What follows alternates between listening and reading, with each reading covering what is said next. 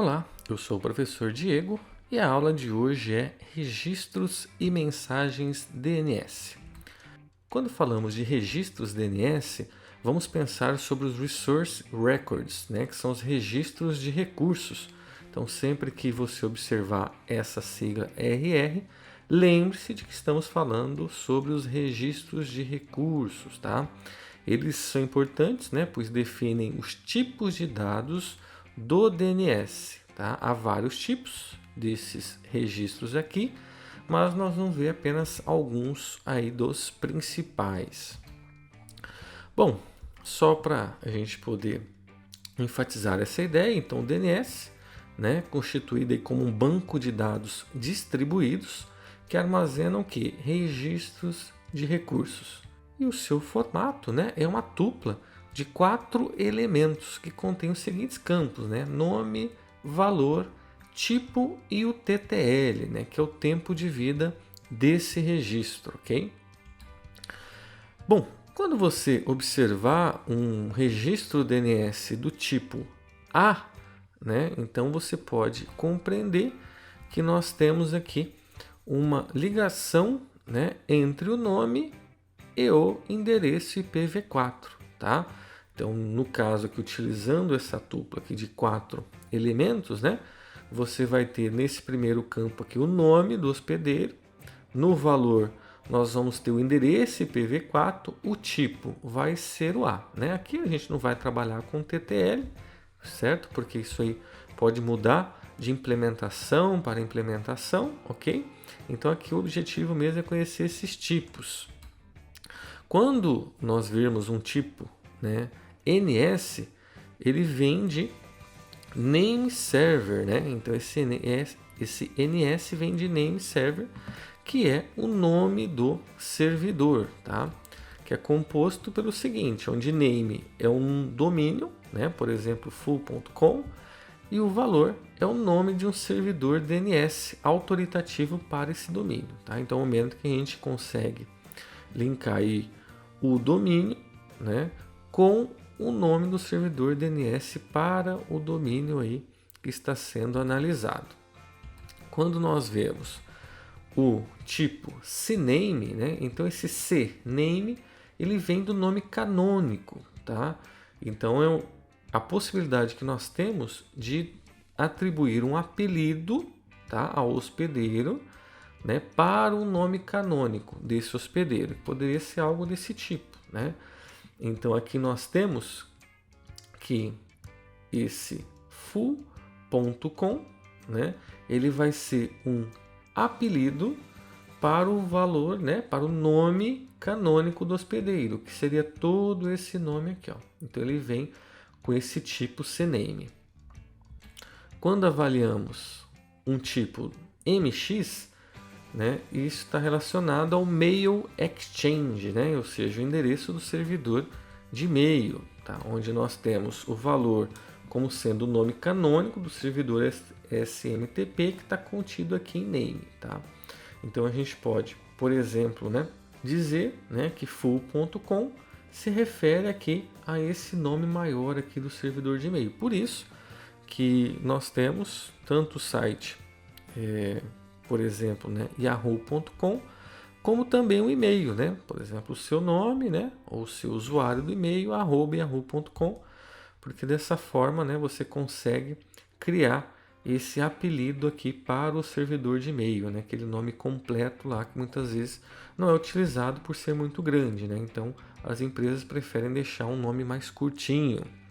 Fora esses 4 tipos que nós vimos aqui, tem o tipo A repetido 4 vezes, o quad A.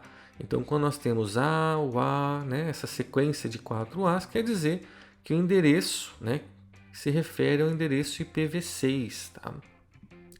Um outro que nós não vimos é sobre o PTR. Então, o PTR é o tipo de registro que ele faz uma associação, em vez do nome com o endereço IP, ele faz o endereço IP com o nome. Temos o SOA, tá? Que é a versão do arquivo, informações administrativas aí sobre a zona. Tá?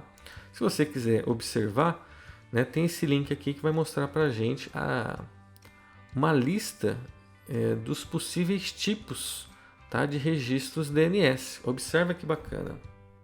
Bom, pessoal, aqui ó, nesse site do Wikipedia, né, você pode observar. Então nós temos aqui o tipo A, né, como foi dito, que retorna aí o endereço IPv4 32 bits. Nós temos a sequência de 4A, né, que retorna o IPv6, desculpa, de 128 bits, né? E aqui nós temos todos os demais, ó, o CNAME, como nós falamos, né? Temos aqui também o MX, o NS, certo? Então tem aqui todos esses, aquele SOA, né, que foi dito. Então nós temos aqui todas essas possibilidades, tá? Então fica aí a dica para consulta. Bom, pessoal, sobre as mensagens DNS, né? Então as mensagens de consulta e resposta, né, do DNS, ambas possuem o mesmo formato, tá? Então nós temos aqui a seção de cabeçalho, né, que ela ocupa aí 12 bytes. Nós temos aqui esses 6 itens, né? Cada um deles aqui com 2 bytes, tá? Então nós temos a parte da identificação, tá? Então aqui nós temos 16 bits, né? 2 bytes equivalem a 16 bits. Então a resposta, ela usa o mesmo identificador da consulta, tá? O mesmo valor aqui que for criado no momento da consulta também vai retornar aí com a resposta, né? Para você, para o computador poder identificar a que se refere aquele retorno, tá? E nós temos, né, várias flags aqui no campo de flag, né?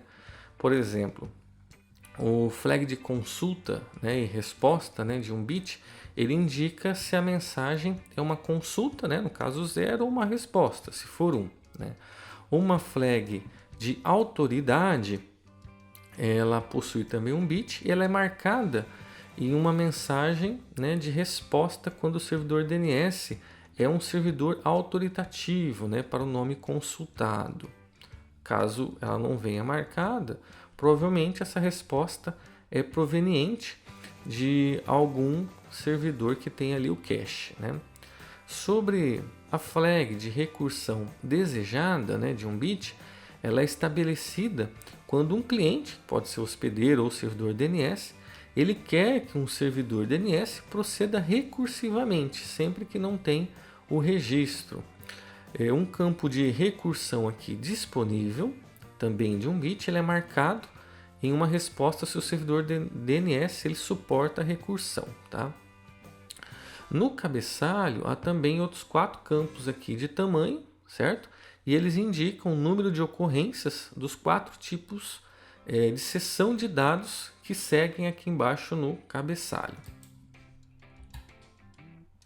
Com relação à seção de perguntas que nós vemos aqui, ó, ela contém informações sobre a consulta que está sendo feita, né?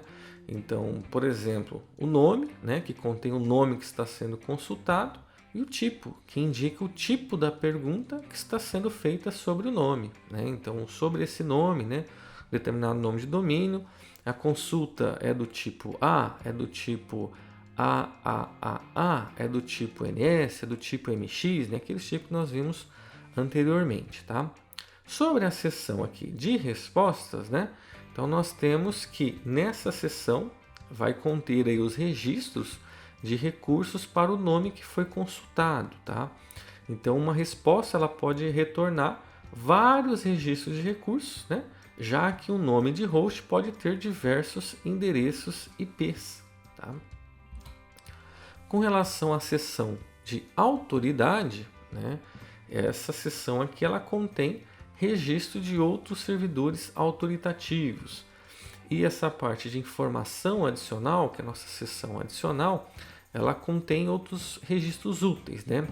Por exemplo, o campo resposta em uma resposta, uma consulta MX, né, de Mail Exchange, ela conterá um registro de recurso que informa o nome canônico de um servidor de correio, né? A seção adicional ela conterá um registro Type A, né, do tipo A, que fornece o endereço IP para o nome canônico do servidor de correio. Bom, até agora nós vimos como conseguir as informações do DNS, né? Mas até agora a gente não abordou como inserir essas informações em um servidor DNS, né? Por exemplo, num servidor root, num servidor top level domain, né? Como que a gente faz para poder popular informações nesses servidores, né? Vamos supor aqui que você está querendo abrir uma nova startup, né? A Network Utopia, né? Então você precisa registrar esse domínio aqui, networkutopia.com.br, tá? Em um registrador de domínio. No caso do Brasil, né, como é um .com.br, você poderia ir até o registro.br e fazer aí essa reserva de nome, né? Registrar esse nome de domínio para você. Então você teria que fornecer um nome e endereços IP dos servidores autoritativos, certo?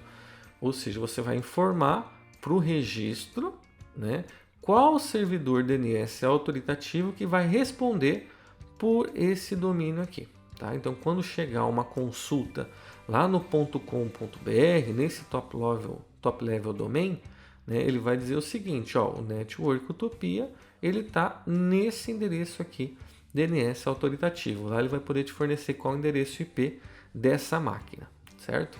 Então o registrador, ele vai, no caso aqui o registro BR, ele vai inserir esses registros de recursos, né? No caso NS e UA, dentro do topleveldomain.com.br, que nós temos um exemplo de como se daria essa inserção de dados, né? Então aqui só não tem o TTL mesmo por questão de que isso é definido em cada situação, tá? Mas ó, eu tenho o nome, aqui eu tenho o endereço, né? Ou seja, o nome do servidor DNS, e aqui eu tenho o NS, tipo NS, ou seja, eu estou definindo quem que é o DNS, né? Quem que é o name server desse domínio aqui, tá? E numa outra consulta, né? E numa outra inserção, eu tenho aqui que para esse endereço aqui do DNS, o nome do DNS, né, você associar no registro do tipo A, né, que é o endereço IPv4, para esse endereço IP aqui, para esse suposto endereço IP, tá?